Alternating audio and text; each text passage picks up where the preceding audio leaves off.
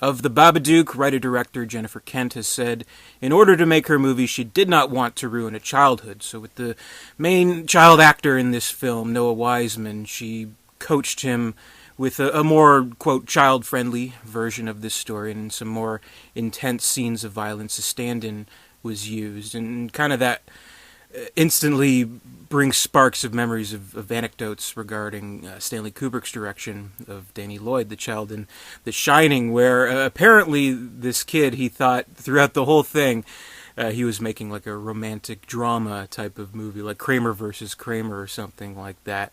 And it is actually a fairly similar movie to The Shining, where we have a parent who, through mental illness or supernatural intervention, or a combination of the two, they want to bring harm to their child. And it is always tricky for these types of movies to have lead child actors and put them in types of danger. Like, it's something that's, in some cases, if we want to have a child actor in a lead role, whether through the screenplay or the child acting, it may come off as kind of ludicrous. Like with something like, say, Sinister 2, which I talked about earlier this month. It's not very all that convincing, but it can be used to great success, like something like with The Shining and with the Babadook. But it is a tricky thing, and it's something that I know audiences may not necessarily want to see, and it may be an irresponsible thing. Maybe they'll say, like, I know the film critic, famous film critic Gene Siskel. He was always very open in his criticism of movies deliberately putting children in dangerous situations, like whether it be like Aliens or Jurassic Park or God forbid the Chucky movies, was something that he was always very critical of, and it's something that would disturb viewers, particularly if they are parents or something like that. But I mean, horror movies, they are meant to disturb, and if done correctly, I think they do their job. And this is a frank movie. I mean, the Babadook is definitely committed to telling a story in a very sincere and scary type of way, where we do have this complicated relationship between a mother and son, where, I mean, clearly, from the very beginning scenes, things aren't quite right. I mean, there is a tragedy in both their past. Essentially what the story is, she's a single mother with her son, and the backstory there is that while pregnant, about to give birth to the son, her and her husband driving to the hospital, there's a terrible accident. The husband is killed. So the date of her husband's death and her son's birthday take place on the same day.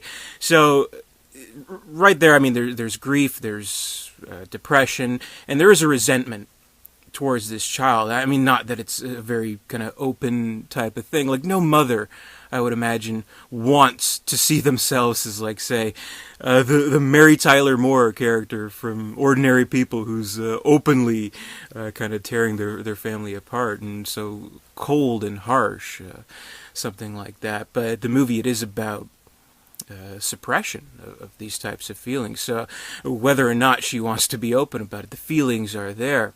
And through this movie, they show this through a horror story, where this Babadook book comes along, and she reads it, and it's instantly very disturbing, and she doesn't want to continue reading it despite her son's insistence to do so. So there's plenty of other things that she doesn't want to do.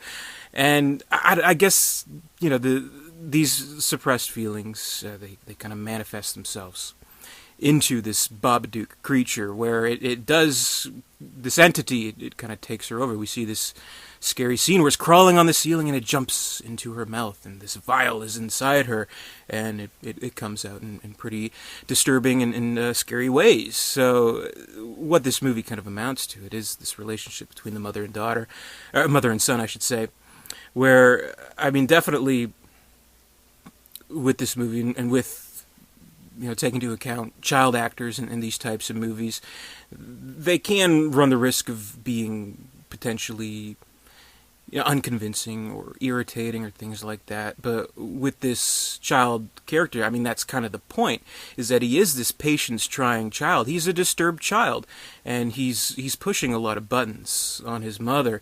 So, I mean, it's there in the performance. It's intentional, and if you are someone like me who may have some issues with child actors and their performances, certainly this movie is a test of endurance and of spirit. So when it comes to that, but it is able to accomplish what it wants to accomplish, and it's able to show this building resentment of the mother and this consistently darkening situation between the two, where she is losing touch with reality, with her emotions towards her son, and she becomes this sort of unreliable protagonist where we think, is she losing her mind?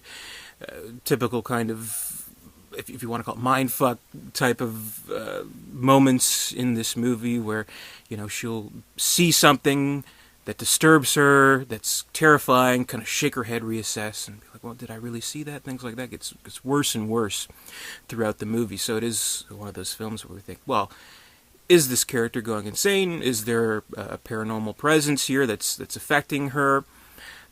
Is it both, or is this really just a character's mental illness that's being on display in this guise of a horror film? And you can kind of make the case for just about all of them, all of those factors, and it's not too open with how it may want to be interpreted. Because I think a great movie, it does welcome, it invites, it allows certain interpretations of the story rather than requires it of their audience, And I mean, the Babadook definitely, it kind of borders very closely on kind of demanding of the viewer what Jennifer Kent kind of wants to get across. But the thing is, the movie itself, it is such a scary movie, and it is filled with many tense scenes, with good, legitimate types of scares that will unnerve audiences, that, if that's all you want, that's pretty much what you'll get from this film.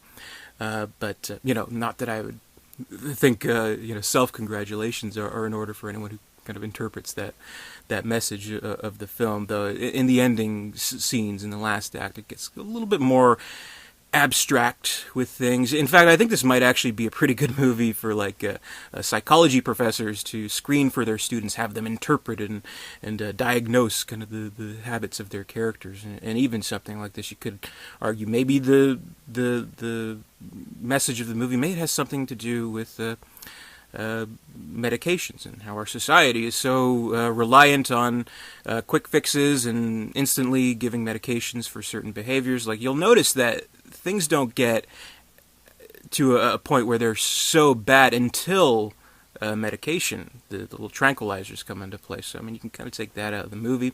So, I mean, it's an interesting movie to kind of dissect and things like that. And it is effective just as a straight horror movie if you don't want to, God forbid, if you don't want to think too much. I mean, there's that too. I would say the Babadook, it's a very good movie. Though I think I'm comfortable in saying a truly, truly great horror film is a rare thing. There are horror movies that I very much like, but maybe not all achieve absolute greatness. And I think of the Babadook and any number of horror movies that come out. I think depending on maybe the critics you may listen to, or the quotes on the box art you may take into account, seems like the best horror movie in years seems to come every 1 or 2 years, which may not necessarily be the case. But a lot of people have said that the Babadook is one of the greatest, the scariest horror movies that has come in a long, long time. Including legendary director William Friedkin, who openly proclaimed that it's one of the scariest movies that he's ever seen.